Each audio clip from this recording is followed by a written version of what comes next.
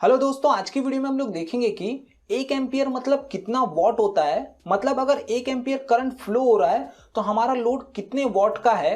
ये क्वेश्चन कई बार electrical interview में पूछा जाता है, बट बहुत से लोग इसका प्रॉपर आंसर नहीं दे पाते हैं। तो इस क्वेश्चन का प्रॉपर आंसर जानने के लिए वीडियो को लास्ट तक देखिएगा। स्टार्ट करते हैं। दोस्तों, अगर 1 एम्पियर करंट फ्लो हो रहा है तो कितने वॉट का लोड है वो जानने से पहले हम लोग जान लेते हैं कि पावर का फॉर्मूला क्या है, क्योंकि जो वॉट है वो पावर का ही यूनिट है। तो पहले हम लोग देख लेते हैं कि पावर का फॉर्मूला क्या है।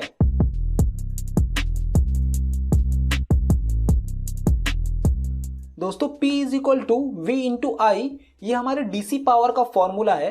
अगर हमें डीसी करंट के अंदर पावर निकालना है तो हम लोग ये फॉर्मूले का यूज करते हैं। वहीं पे अगर सिंगल फेज होगा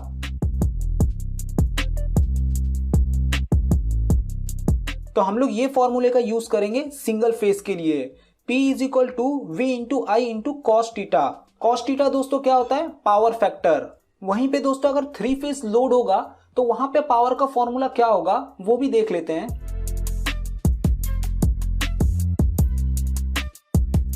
3 फेज लोड के लिए पावर का फॉर्मूला होगा P is equal to √3 multiply by V into I into power factor. तो दोस्तों जो पावर फैक्टर होता है वो खाली एसी लोड में आता है, डीसी लोड में पावर फैक्टर नहीं होता है। और दोस्तों ये जो √3 है वो खाली 3 फेज एसी पावर में आता है। डीसी पावर कैलकुलेट करने के लिए ये फॉर्मूला है, सिंगल फेज पावर कैलकुलेट करने के लिए ये फॉर्मूला है, एंड 3 फेज पावर कैलकुलेट करने के लिए ये फॉर्मूला है। दोस्तों अगर आपको इंटरव्यूअर ये क्वेश्चन करे कि 1 एम्पियर फ्लो हो रहा है तो कितना वॉट होता है, तो उसका आंसर कैसे देंगे? जैसा कि आप लोग फॉर्मूले में देख सकते हैं, हमें इस टाइम पे क्या क्या पता है। हमें बता दिया कि 1 एम्पियर करंट फ्लो हो रहा है, मतलब हमें आई पता है 1 एम्पियर है, बट हमें ना तो V पता है ना तो कॉस थीटा पता है। तो इंटरव्यूअर को आंसर देना है कि अगर 1 एम्पियर करंट फ्लो हो रहा है तो हमें वॉट निकालने के लिए हमें पता होना चाहिए वोल्टेज एंड पावर फैक्टर। मतलब दोस्तों अगर हमें वोल्टेज एंड पावर फैक्टर नहीं पता है तो हम पावर कैलकुलेट नहीं कर सकते। ये बात अलग है कि जो डीसी होता है उसके अंदर पावर फैक्टर नहीं होता, तो उस जगह पे खाली हमें वोल्टेज की रिक्वायरमेंट है। दोस्तों पहले हम लोग कैलकुलेट करेंगे सिंगल फेज लोड के लिए कि अगर 1 एम्पियर करंट फ्लो हो रहा है तो कितना वॉट होता है। जैसा कि मैंने आप लोगों को बताया कि हमें पावर कैलकुलेट करने के लिए वोल्टेज एंड पावर फैक्टर की रिक्वायरमेंट पड़ती है। तो इधर पे हम लोग कंसिडर कर लेंगे कि जो वोल्टेज है वो 220 वोल्ट है, और वही हमारा जो पावर फैक्टर है वो 0.8 है।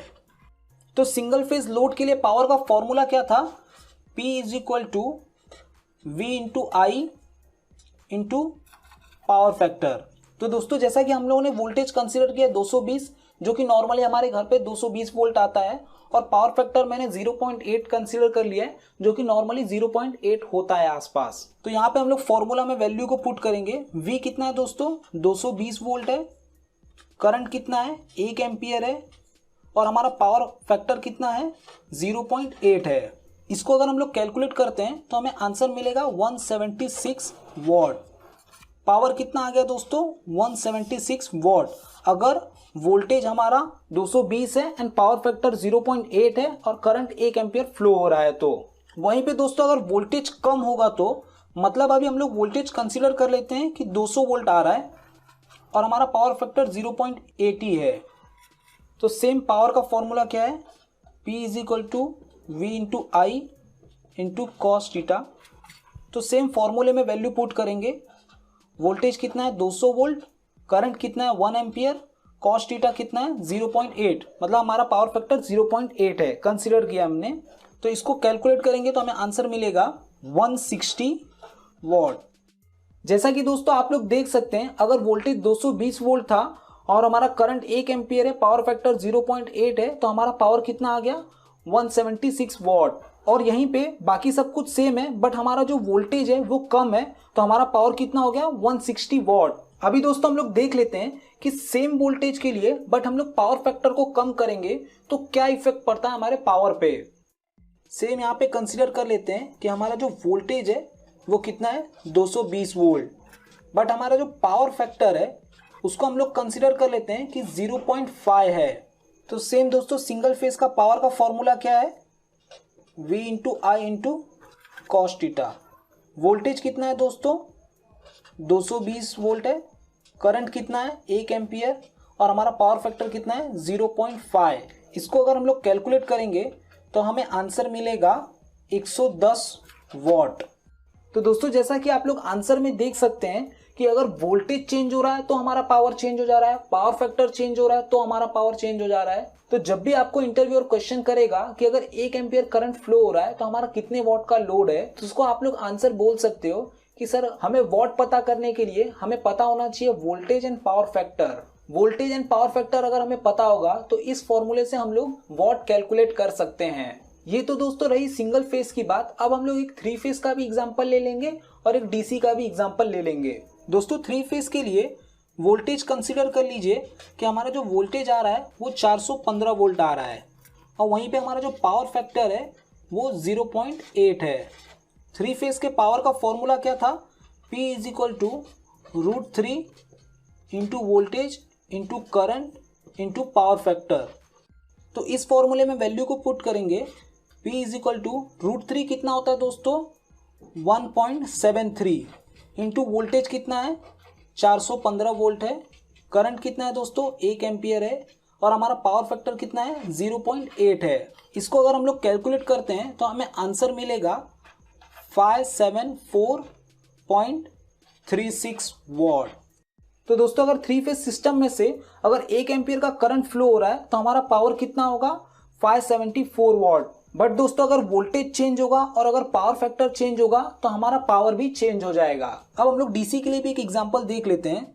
कंसीडर कीजिए दोस्तों जो वोल्टेज है वो 12 वोल्ट है और पावर फैक्टर डीसी में होता नहीं है। तो डीसी के लिए पावर का फॉर्मूला क्या है, P = V × I।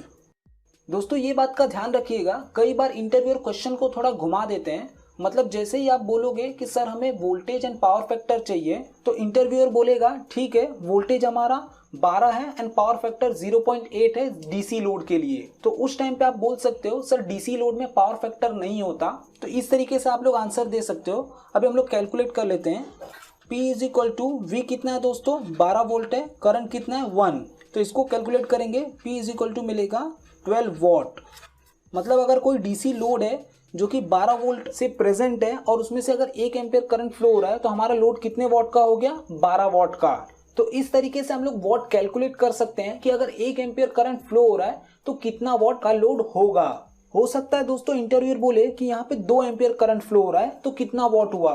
तो सेम इसी प्रोसीजर में हम लोग यहाँ पे 2 को पुट करेंगे और कैलकुलेट करेंगे आंसर, चाहे वो सिंगल फेज लोड के लिए हो, चाहे वो डीसी लोड हो, चाहे 3 फेज एसी लोड हो। तो दोस्तों इस कैलकुलेशन के फोटो मैं अपने वेबसाइट पे डाल दूंगा जिसका लिंक मैं डिस्क्रिप्शन में दे दूंगा। आप लोग ये फोटो को डाउनलोड कर सकते हैं और अच्छे से समझ सकते हैं। तो दोस्तों आज की वीडियो में इतना ही देखेंगे। Thank you for watching. आप लोगों को ये वीडियो कैसी लगी प्लीज मुझे लाइक करके एंड कमेंट करके जरूर बताएं। मिलते हैं नेक्स्ट वीडियो में।